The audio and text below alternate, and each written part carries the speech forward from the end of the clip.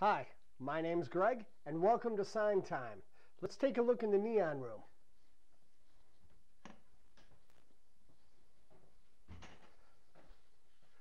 In 1902, the first piece of neon was invented in Paris. The first sign was sold in 1910 in Paris to a barber shop. In 1923, a Packard dealership in the United States of America in Los Angeles bought the very first sign. But in 1932, the patent was lifted on the electrode, the manufacturing part of neon, and that's when neon really exploded. So you know what? Let's take this journey on Sign Time.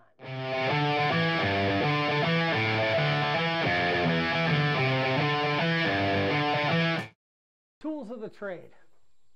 In neon, we use just a very few tools. This is a blow hose. My block, it's not affected by heat. My file, I use this for cutting glass. You'll see that in a little while. Marking pencils. A Sharpie marker for drawing on the pattern. A measuring tool to measure the glass so I know which size it is. Corks to fit in the end of the glass so I can put my blow hose in here and produce pressure by blowing. A measuring device so I can measure the pattern, like this letter R. Electrode holders, they come in lots of shapes and sizes. And electrodes.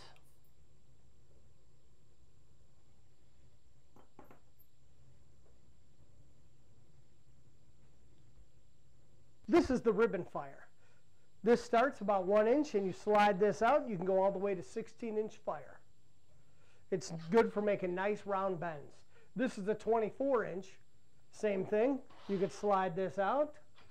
This one I use for making small little letters and signs. This one slides out and it's a little 6-inch burner and I could work around it pretty easily. This is my hand torch. This is nice because I can bring this torch to my work.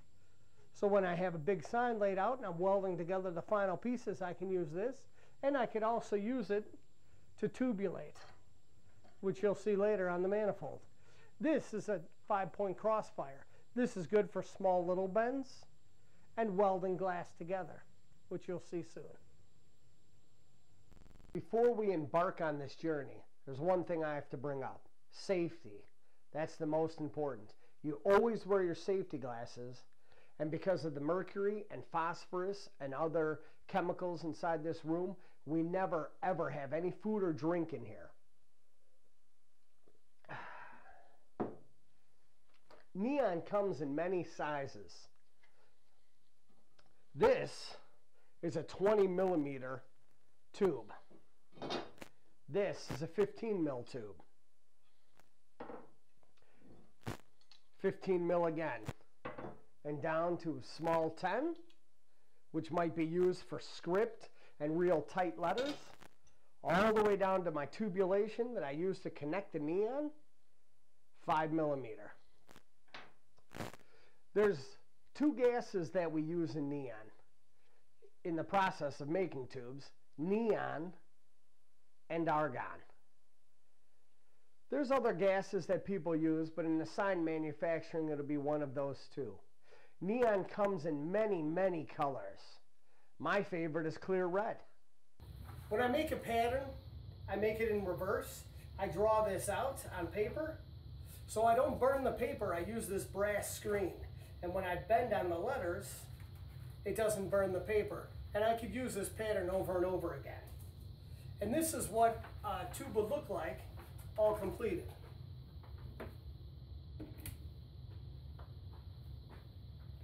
In between, I paint out so the letters really stand out. This usually comes in two colors, gray and black. I mostly use black myself. This glass is purple glass pumped red. So I call this, and most people do, flamingo.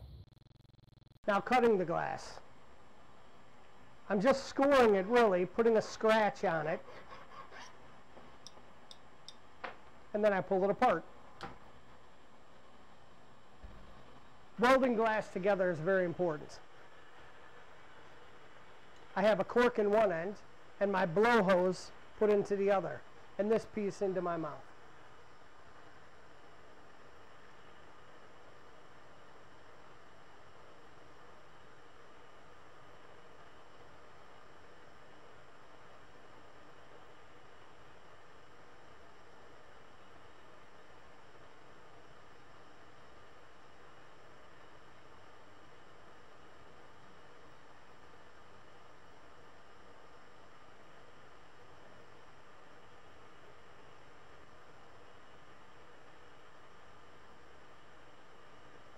I'm blowing out just a little bit to make the walls of the glass the same. And there you go, that's a basic weld. And this is the ribbon fire. It's used for bending curves. And like I said before, I can adjust the flame's length.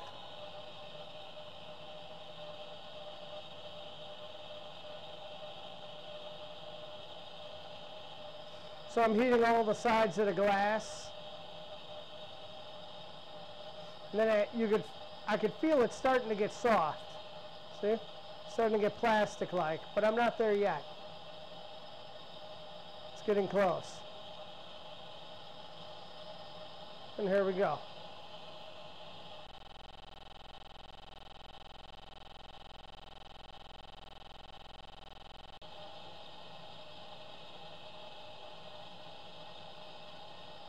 And I still have plenty of time to move around. Okay, first of all, we have a piece of glass. This is 10 mil. We lay it down. I give myself 2 marks. 3 marks right there. Now to the fire.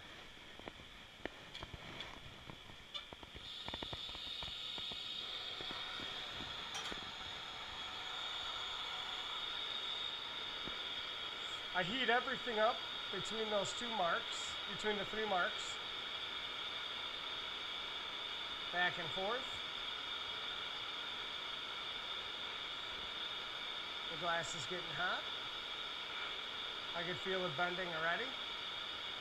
Now I'm holding the lines upwards. And the first bend is going to be a 90-degree bend. I give it a little bend, and then I blow into it. Then I lay it on the pattern.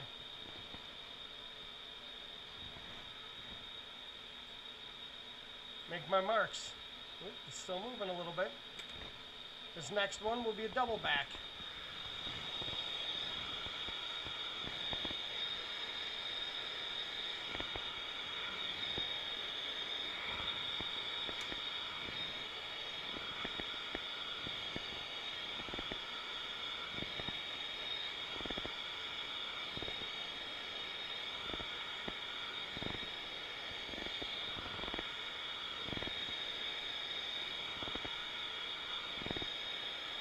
Starting to get soft.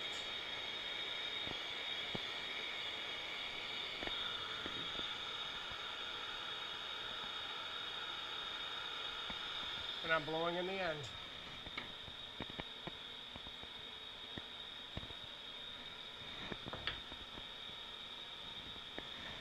And the next one will be a drop bend.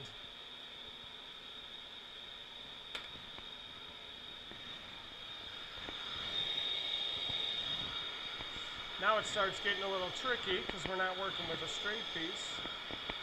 We're working with a piece, a little couple bends on there, so I really have to adjust my body to the fire. I'm trying to get the piece that I'm trying to heat hot, but I'm trying to stay away from that 90-degree bend, the first bend that we made. So I'm really trying to work this thing to get everything between those lines as hot as I need to be. Which turns out it's about 1,400 degrees, I guess. And here we go.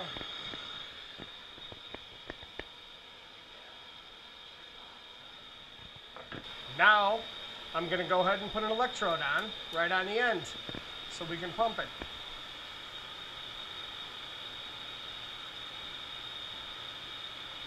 Then I'll have to blow into the end so it doesn't collapse.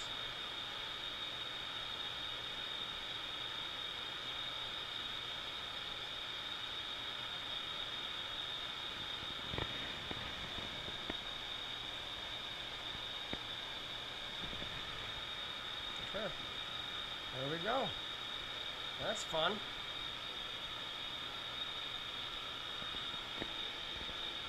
Okay, now the other end.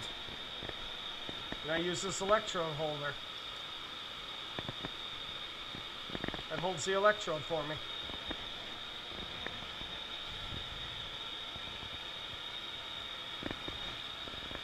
Here we go. Try to do this without using my blow hose and see how well I do.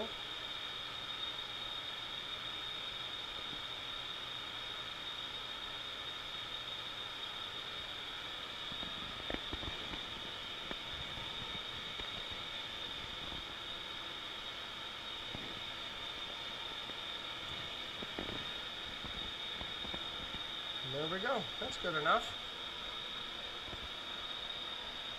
And now, time to go to the manifold.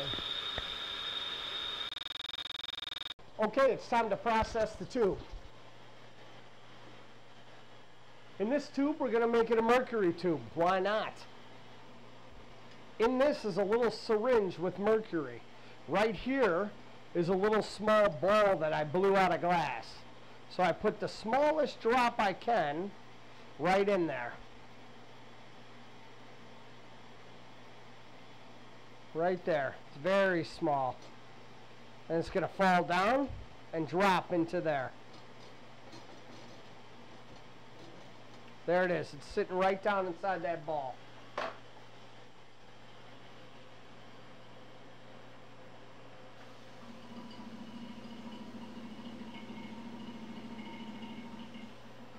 Now we hook it up to the manifold.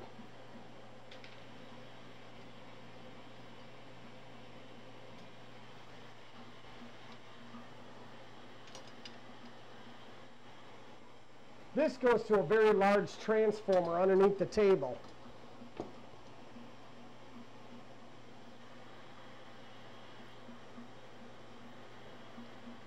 They say it has the transformer underneath the table has the power of 4 electric chairs. This is mica. It's actually a piece of rock. Electricity has a hard time shooting through it. So if the electricity is going to shoot through it, it won't shoot through the mica. Now what I'm doing is I'm producing lightning. And how lightning works is the pressure, the lower the pressure, the easier lightning is to fire. Now I'm sucking out the pressure. And then I hit in the electricity. Oops. Then I hit in the electricity. And there it goes. Now what we're doing is we're burning oxygen. We're burning the potato chips I ate, all the food, that lousy Coke I had. We're burning that all out of there. Now I evacuate just a little bit out. This pencil helps me decide what temperature. What I want to do is bring it to about 450 degrees or so, the piece of glass, and I use that by using the electricity to heat it up. And then I want to really burn up these electrodes on the end. I'll get those cherry red. When that happens, I know the tube is pure. Then I'll pull everything out. The tube will be totally empty of atmosphere, of everything. Then that's when I introduce the gas, and you'll see.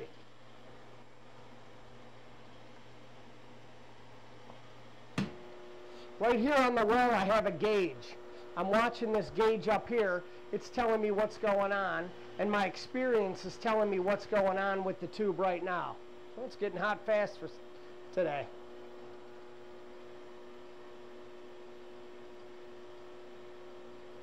And there goes the electrodes. This is apparently a fast tube.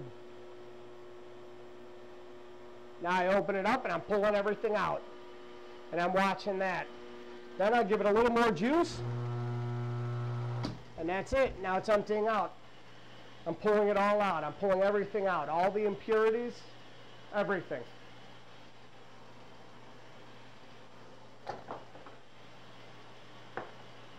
Now we just let the tube cool just slightly, just enough when I could touch it.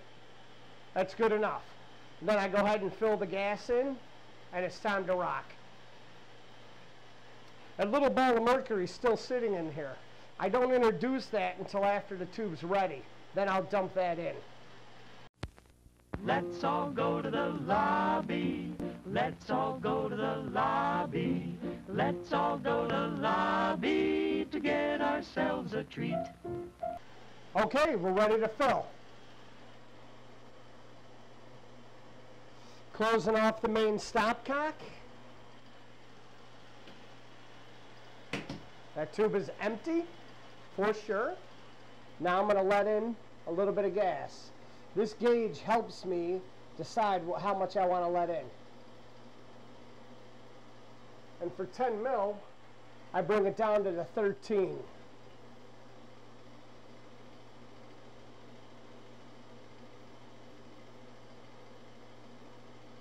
That's close enough.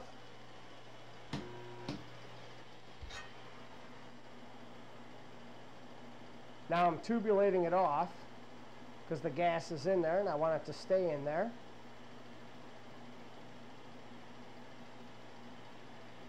There we go.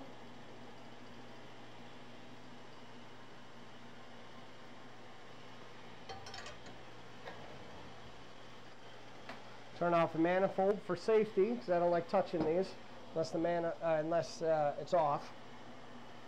This tube's still a little bit warm, but we'll let it run and see what it looks like.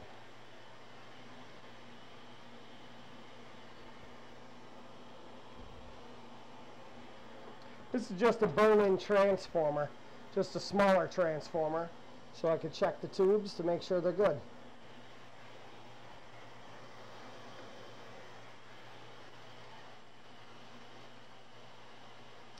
Now what I did for this one, because I think it's fun, is I put neon gas in there, but I put a ball of mercury in it.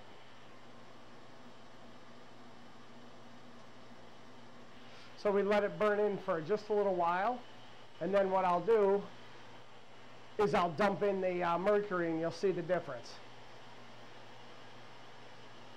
Now we're going to pause it again. Huh? No.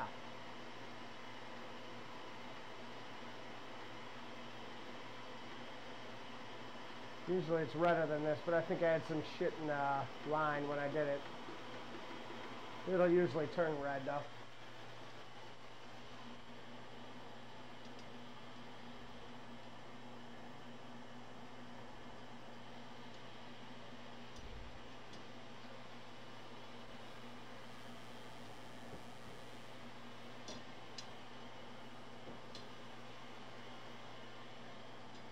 It looks like it's turning reddish. Usually it's redder than that, but make sure these are on here good. So I'm going to pick the tube up and dump it in live. So I want to make sure these don't fall off and crack my legs. I throw the frickin' tube down.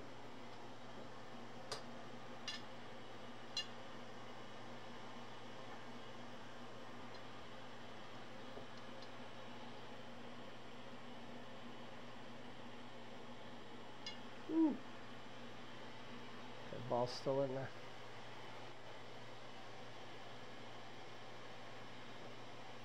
Okay.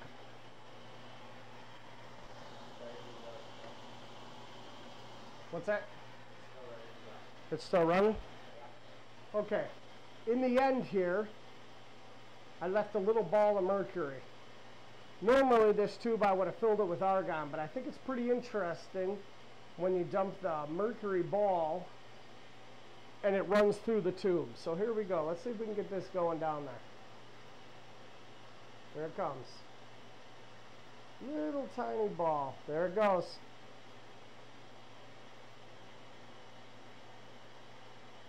And that's just one little tiny ball of mercury.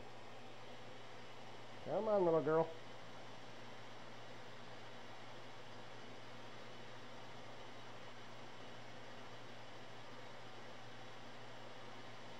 I see it, it's stuck right here.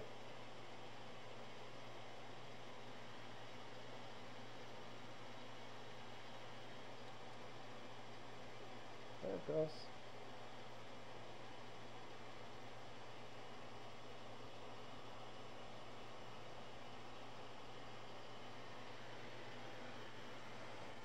Right here, if you can see it, there's the ball of mercury. And if I let it go all the way down through, this tube would turn all the way from red to blue. And then, if I took it outside and it was winter, it would turn red. Till the tube got warm, then it would automatically start turning blue. It's kind of neat. I think it's cool. All right, and that's it. That's how you process the tube. I'll cut this off, and this tube's ready to go.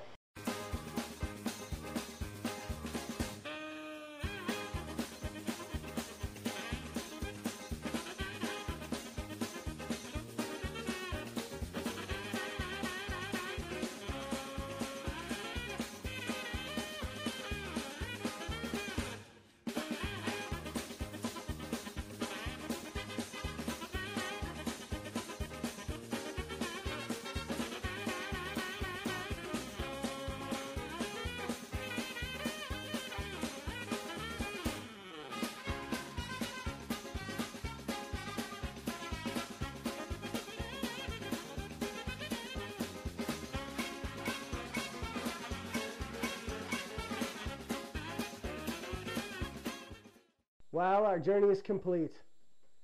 We learned a lot about neon and a little bit about love. We laughed, we cried, I wet my pants, and we're done. So thank you all for joining Sign Time. And I will see you next time on Sign Time.